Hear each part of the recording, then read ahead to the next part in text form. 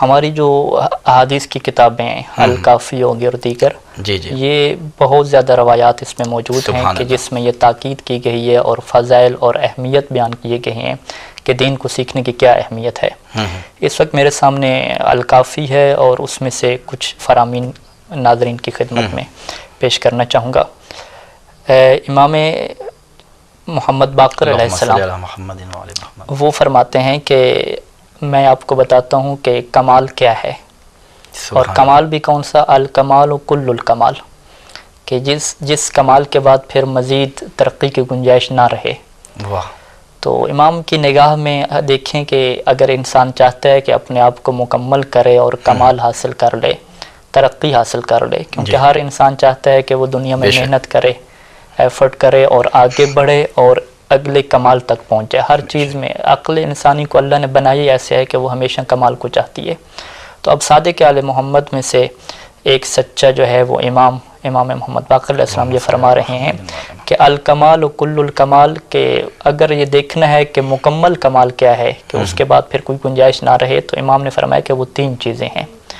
ان میں سے پہلی چیز کیا ہے، التفقہ فی الدین، کہ دین کو سیکھنا، دین کو سیکھنا۔ پھر ساتھ 2 چیزوں کا اور ایڈ کی اضافہ فرمایا امام نے کہ دین کو سیکھنا، والصبر علی النائبۃ، مشکلات پہ صبر کرنا، اور تیسری چیز کیا ہے کہ وہ تقدیر المعیشت، اپنی جو معیشت ہے، روزگار ہے، اس کو منظم کرنا۔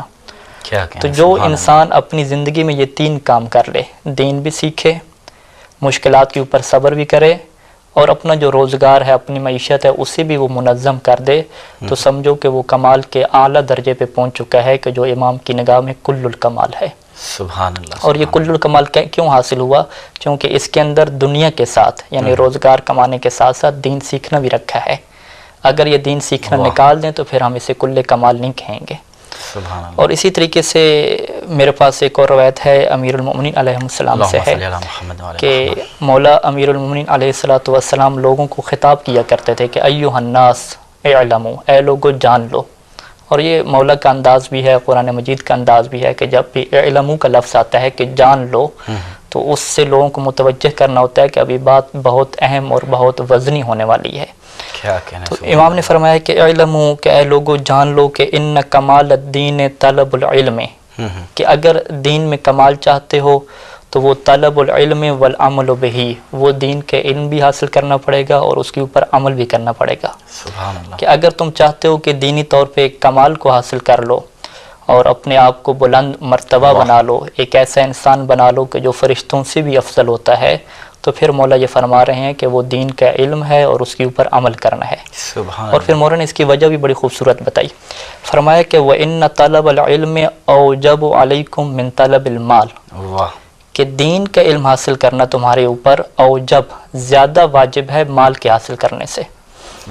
ہم چاہتے ہیں کہ ہم جانتے ہیں یہ کہ دین اسلام میں مال کمانا، روزگار کمانا، تجارت کرنا اپنے لیے، اپنے اہل و عیال کے لیے واجب ہے، ضروری ہے، لیکن مولا فرما رہے ہیں کہ نہیں، اس سے جو بڑا واجب ہے وہ کیا ہے، دین کا علم حاصل کرنا، یہ بہت بڑا واجب ہے۔ سبحان اللہ۔ پھر مولا نے اس کی وجہ بھی بتائی کہ جانتے ہو اس کی وجہ کیا ہے، فرمایا کہ ان المال مقسوم مضموم لکم، کہ جو مال ہے وہ تو تقسیم ہو چکا ہے، اس کی تو تمہارے لیے ضمانت لی جا چکی ہے کہ قد قسمہ عادل بینکم، ایک عادل ذات نے مال کو تمہارے درمیان، تمہارے رزق کو تقسیم کر دیا ہے، اور وضامنہ، اس نے رزق کی ضمانت لے رکھی ہے، ہوا سیفی لکم، اور وہ جو رزق کی ضمانت لی ہے وہ تم تھوڑی بہت محنت کرو گے تو وہ تمہارے لیے کافی ہو جائے گا۔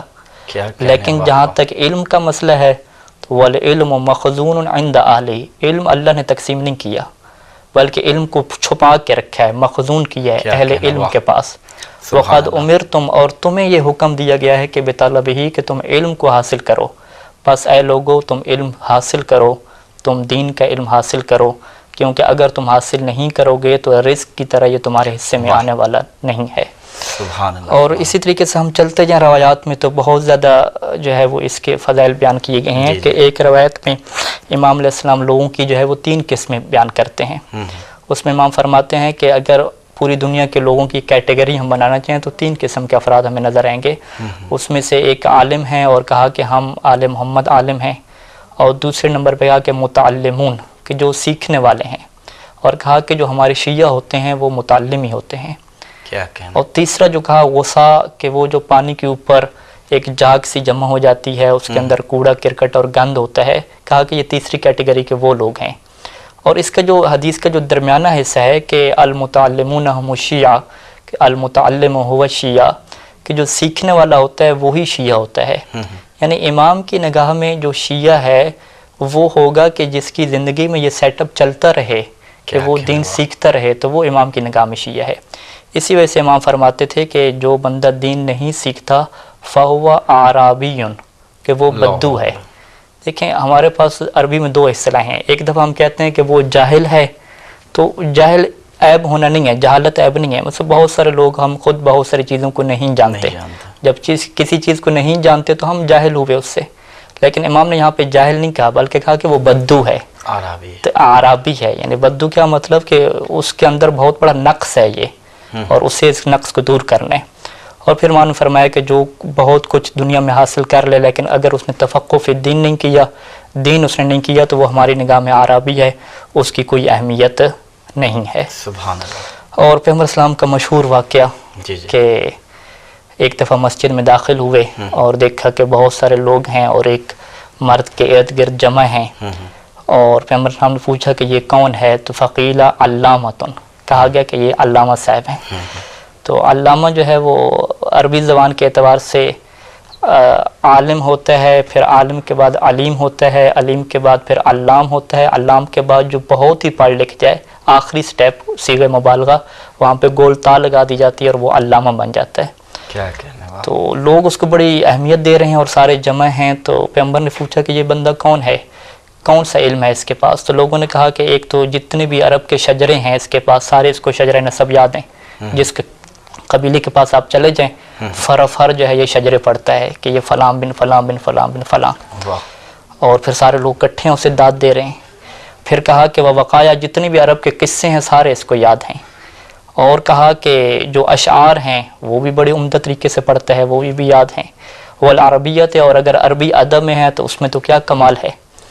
یعنی بعض کا اس روایت میں پڑھتا ہوں کہ جس طریقے سے بعض خطبہ ہیں، بالکل یہی کنڈیشن ہے کہ اس زمانے کا جو علامہ تھا جس کو لوگ علامہ کہتے تھے، اور آج کل کو جو یہ لفظ اتنا ناقدر ہو گیا، اس کی قدر کو نہیں لوگ پہچانتے، اور جس کو وہ علامہ کہتے ہیں وہ بھی اسی کو کہتے ہیں کہ جو شجرہ نسب سپیڈ سے پڑھتا ہو اور واقع اسے یاد ہوں اور شعر اور عربی ادب یا اردو ادب پہ مہارت رکھتا ہو تو اسے وہ علامہ کہہ دیتے ہیں.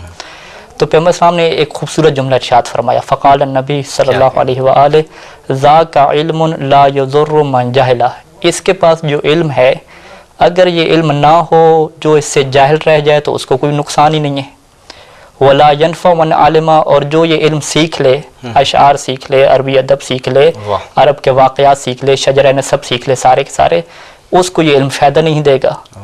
ثم قال النبی صلی اللہ علیہ وآلہ وسلم، پھر پیغمبر اسلام نے فرمایا انما العلم ثلاثہ، کہ او میں تمہیں بتاتا ہوں کہ علم کسے کہتے ہیں.